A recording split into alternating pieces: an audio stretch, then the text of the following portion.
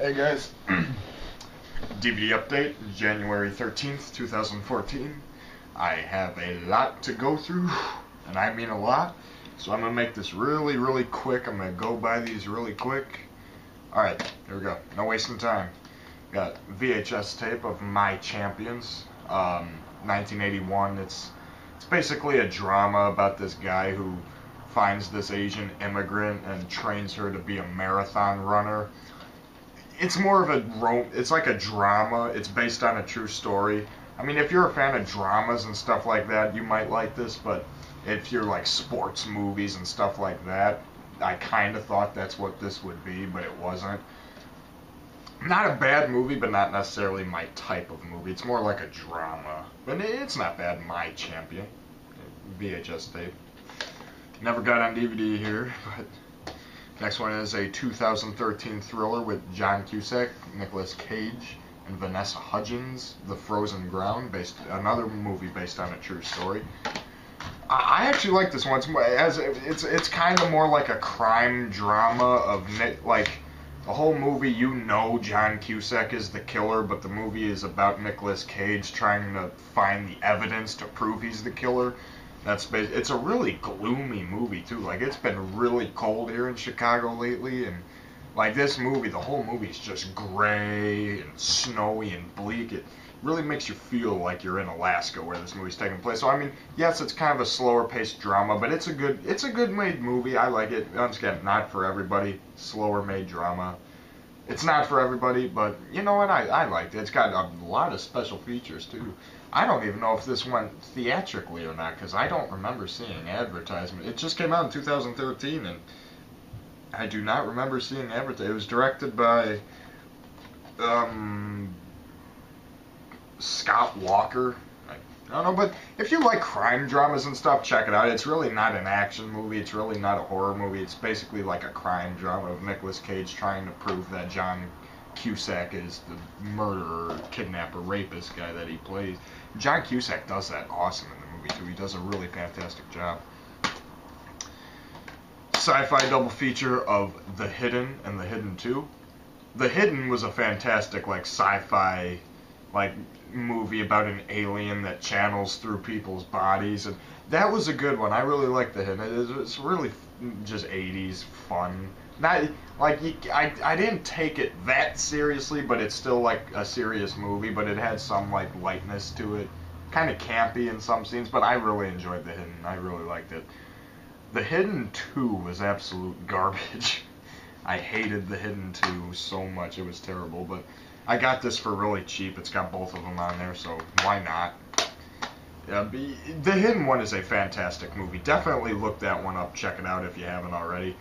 But if you have watched The Hidden, or even if you plan on it, or if you've never even heard of these two movies yet, avoid The Hidden 2. The Hidden 2 is awful. It is complete and utter garbage. It ruins the first movie. Don't watch it. And now this one actually is a 1984 like high school like comedy. It is a 1984 high school comedy romance rock musical. That is awesome. It's called Lovelines. I've barely ever heard of this movie before. The only reason I fully heard about this movie was because I heard the title song for the movie Lovelines by Souvenir. Going into this, I thought it was gonna be just like a really ultra, just campy, cheesy, corny 80s high school Battle of the Bands movie. I thought it was gonna be, but then I noticed it was rated R. I started watching it. This thing gets really raunchy in some scenes. I was very surprised. There's some action in there, like it's all done for comedic effect, but there's some action in there, and the soundtrack is kick-ass 80s soundtrack. I love the soundtrack of this movie. It's like Souvenir, Lovelines, that song is awesome. That's how I found this movie. I heard that song on YouTube. It's basically a 1984 pop rock soundtrack. It is awesome. Some awesome songs on there. A huge sound. You watch the end credits and the song list is like 20 songs long, and some of the songs are really cheesy, more pop songs, but like then you get some really cool sounding like pop or like rock songs. It's awesome. Came out through Columbia TriStar, and this is one of the Columbia Classics DVDs. This is what I have the Legend of Billie Jean on. If you like it, this movie, the plot is basically Fast Times at Ridgemont High meets Romeo and Juliet. That is this movie. If you like 80s movies, if you like comedies or rock, pop rock, musicals, anything like that, I had a blast watching this movie. I really surprised myself on that too, because I was really surprised how much I liked Lovelines. As I said, going into it, I thought it was going to be like a cheesy pile of crap, even though it was 80s, but I mean, I loved it. I thought it was fantastic. So yeah, if you like 80s movies, you like pop rock, 80s music, just anything, I highly recommend this movie. I had a lot of fun with Lovelines. Definitely check it out. This one was awesome. I went into this thinking, my mindset for the movie, I was pretty much telling myself, this looks like the most just stupid movie ever. I had no hope for. I thought this was gonna be like a terrible, stupid pile of crap. I ended up loving this thing. Seriously, I laughed my ass off through this entire movie. It was so much fun, so fast-paced. I had a blast watching it, and it had a really good cast going through it too. And it's Freaked, a 1993 comedy starring Alex Winter, Randy Quaid, uncredited Keanu Reeves, Mr. T, Bobcat Goldthwait, Brooke Shields, directed by Tom Stern and Alex Winter, written by Tom Stern and Alex Winter, produced by Tom Stern and Alex Winter, and Tim Burns. This movie is so much fun. I mean, Freaked. Like there's Randy Quaid on the cover, and then take it out. These are all like your freaky characters in the movie on there. This is the 2-disc version by Anchor Bay a couple years ago. Basically, Randy Quaid plays some whack job scientist who runs a freak show. And he basically takes people off the road and mutates them into freaks for his freak show, which include the human worm, the eternal flame, the human frog, dog boy, cowboy, the bearded lady. The bearded lady is played by none other than Mr. T, which is one of the funniest things ever.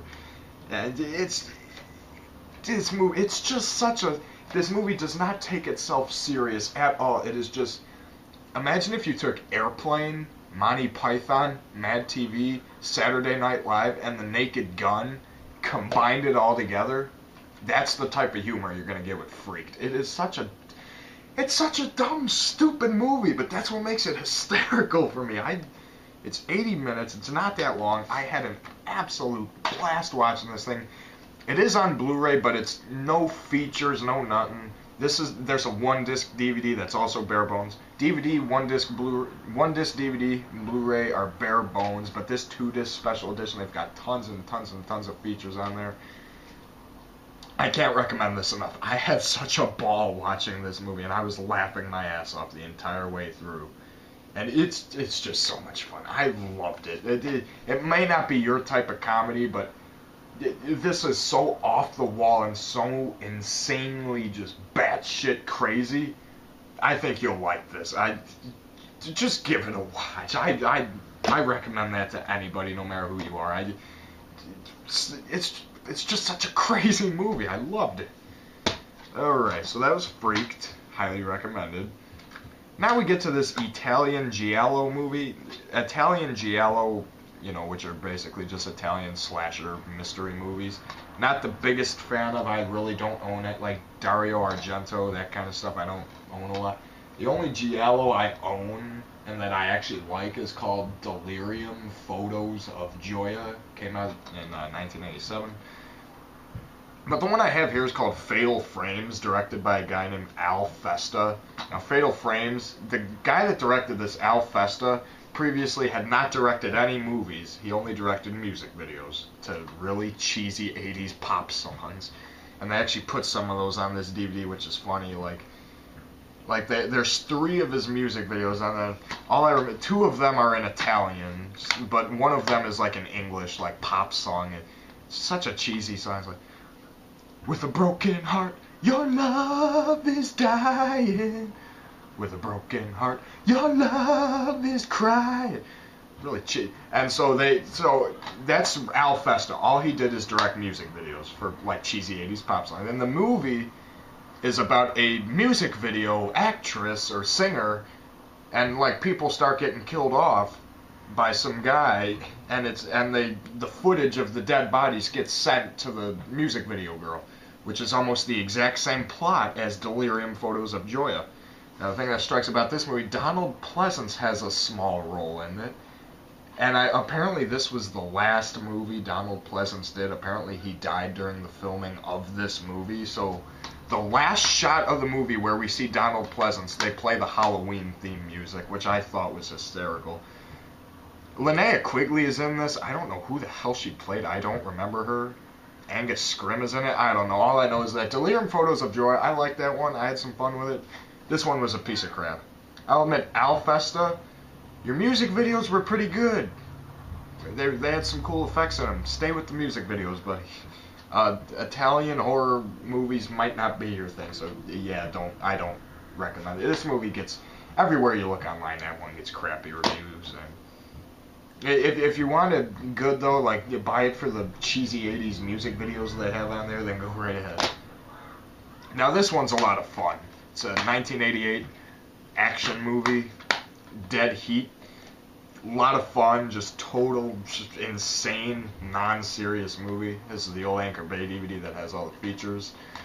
Basically, it's an action movie about these 2 cops. One of them gets killed but brought back to life. He's dead, and they have to go, and they find out that, the plot does... Now, the one problem I had with the movie, a lot of the writing is really shallow, and a lot of the writing doesn't make a lot of sense. There's a lot of plot holes in this movie.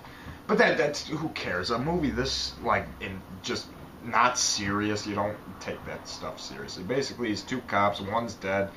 They got to figure out what's the whole deal with monsters being brought back to life and trying to kill them, and then the other.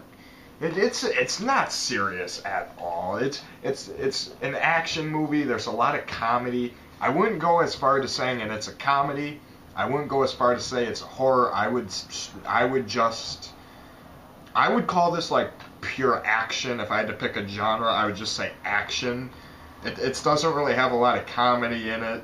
There is, but not enough to consider it a comedy. Not enough horror really to consider it a horror. So I'd just say supernatural action movie. Although when there is comedy, mainly with Joe Piscopo's character, it's funny. And there's one scene of horror that sticks out where it's a really gross scene when you watch it. It's ugh. There's 50 million deleted scenes on there. Some of them are cool. I'm see, now, okay, if you cut the deleted scenes out of the theatrical release, can't you restore them and put them back in the movie for the DVD? Because there's 10 deleted scenes on this thing. But it's a fun movie, 80s movie. Don't take it seriously. Dead Heat, it's a lot of fun. Just don't take it seriously. This movie was boring. Slayground with Peter Coyote. Boring. It has a cool plot. I thought it was going to be a cool action revenge movie. It's really slow paced, really boring. It's Slayground from 1983. Yeah, this one I don't recommend. This one's just boring. And this one, a Blu-ray DVD combo. I was going to buy just the plain DVD, but, figured half the proceeds go to charity.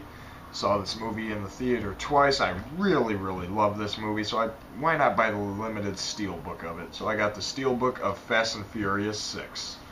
Or as the movie calls it, just Furious 6. It's fun. I mean, it's a lot of comedy, a lot of fun action, but it's serious at the same time. Rest in peace, Paul Walker.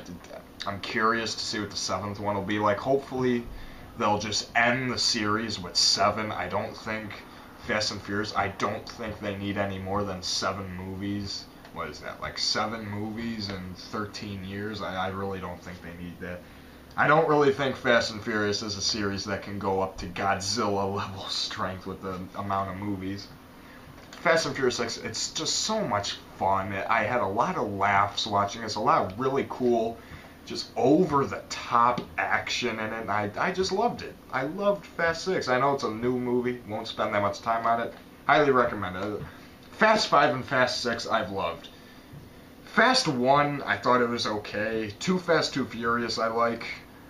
3 and 4, I hated, but 5 and 6, I love. So, 2, 5, and 6 are the ones that I like. But 6, definitely. This one's kind of a cheat. Trial of the Big Bad Wolf, The Brothers Grimm. This is just a play I acted in for my school. There's me. And I was in the Trial of the Big Bad Wolf as the Big Bad Wolf. So there I am on the cover with my 5 pounds of makeup on my face. So that was kind of a cheat showing this in my update, but no, why not? Just show this in there, my DVD in there. I made this cover myself too, so bam. Okay. 80s surfing movie, North Shore. A lot of fun. Really enjoyed this movie. Great kick-ass 80s soundtrack. North Shore, 1980s. It's great. It's an underdog sports movie. Like, it's basically like your Rocky and your Rudy and your stuff like that, just with surfing. Really fun 80s movie, and it's got a kick-ass soundtrack. So definitely check this one out if you like 80s movies. I know I kind of skipped past North Shore, but I'm trying to go fast. It's a fun 80s movie, cool soundtrack. Recommended. Okay, going faster. Best of the best. I absolutely loved this movie. It's a drama with some like action and sports thrown in. I really like the soundtrack, you know. Be the best you can. Be the best of the best. Whoa, whoa. Stubblefield and Hall, best of the best. That song's awesome. This is one of the only movies I've ever watched that actually like emotionally like moved me. I really got deep in this movie, and I really got in touch with the characters. Where by the ending scene, I was like, I really got into this movie. I shocked myself. I didn't think I would really get that deep into this and love it as much as I did. I give this a 10 out of 10. It's a very emotional, moving movie. And I actually got it. I was like, wow. Like, at the ending scene of the movie, I'm just like, aw. Like, I don't know. I just thought it was a sweet, heartwarming, inspirational, feel-good movie. After I watched this movie, it makes me feel good. I loved it. So if you like dramas, moving movies, emotional movies, sport movies, action movies, definitely check out Best of the Best. It's a lot of fun. Now this one, not a bad movie, but I did not like it for what it was trying to do. It's not bad made, but it's Best of the Best 2. Compared to the first movie, it's nothing. I mean, yes, this one is more of an action movie, and there's a lot more action, a lot more fights, but I don't care about that really. I just think Best of the Best is a much better movie.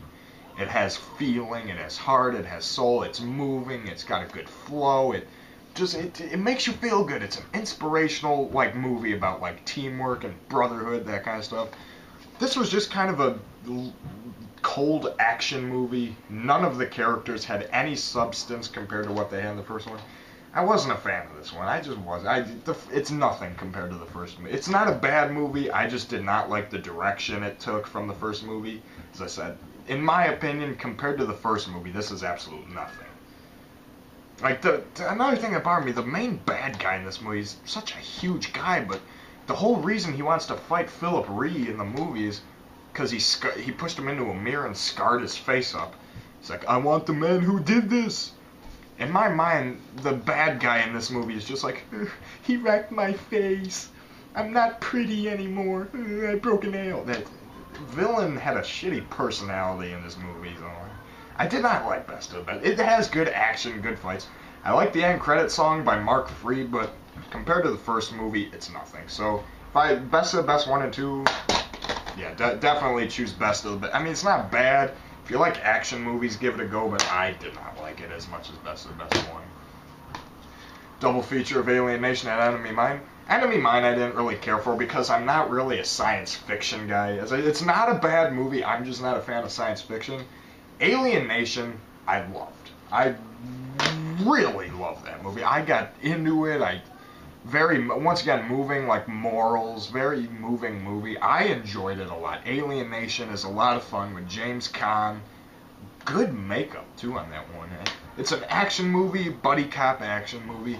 It's a lot of fun. It kept my eyes glued to the screen the entire time. Alien Nation, 1988. Definitely check it out. As I said, Enemy Mine I wasn't really a fan of, but I'm not really a science fiction guy, and that's pretty much all this movie is. But Alien Nation, if you like 80s like buddy cop action movies, whatever, Alien Nation was awesome. I loved it. Highly recommended. This one was a childhood favorite of mine when I was 4. Normally, I hate Will Ferrell. I don't like his comedies. I think he is an idiot. I just don't like the style of comedy he does. This is the one Will Ferrell movie I like, Night at the Roxbury. Grew up with this movie, had it recorded onto a VHS tape from the TV when I was like 4. You know, what is love? Baby, I just saw online not too long ago the Sylvester Stallone Saturday Night Live clip where Sylvester Stallone was with him at the Roxbury. That was funny. But yeah, you might not like it. I like it. It's a childhood favorite. I thought it was funny. I thought it had a decent message to it. I liked it. I like Night at the Roxbury. I had a lot of fun with it. It's the one Will Ferrell movie I like. Family Guy Volume 11, pretty good season. And Simpsons, the 11th or the 16th season, pretty good season. This is where the show started to kind of go down, but season 17 is probably going to be the last season I'm going to buy. That's probably going to be it. So probably going to buy this and season 17, and that'll be it. So yeah, Simpsons season 16, pretty good season. Family Guy Volume 11, pretty good. Night at the Roxbury, I had a lot of fun with the movie. Childhood favorite of mine. Alien Nation is highly recommended. It is a fantastic buddy cop movie. Enemy Mine I wasn't a fan of, but if you like sci-fi movies, then you'll probably like it. Best of the Best 2 and Best of the Best 1. I did not like Best of the Best 2 because I did not like the turn it made from the powerful movie that this was to just like a cold-hearted, one-dimensional action movie. I didn't really... It's not a bad-made movie as an action movie. It's got good fights, good action scenes, but I just didn't like it. To me, it's just nothing compared to this, Best of the Best. So Best of the Best is a phenomenal movie in my opinion. I love it. North Shore, very fun 80s surfing sport movie. My play, Trial of the Big Bad Wolf. I played the Big Bad Wolf. Fast and Furious 6, fun, over-the-top action movie. Slayground was boring. Dead Heat's a fun, just take your mind out of yourself and just watch it and enjoy it movie from the 80s. Fatal Frame's really boring Italian giallo from the 90s. Freaked, one of the funniest, craziest movies I've ever seen. Definitely look for Freaked from 1993. Watch this ASAP. I love it. Lovelines, ultra fun 80s rock musical comedy, high school. The Hidden and The Hidden 2. The Hidden 1 is fantastic. The Hidden 2 sucks. Frozen Ground, good drama. If you're a horror action thriller fan, you might not like it. It's more of like a crime drama. And My Champion is just more of a drama, not really anything that special. Alright, so that was my huge update for January 13th, 2014. Hope you guys enjoy. Talk to y'all later.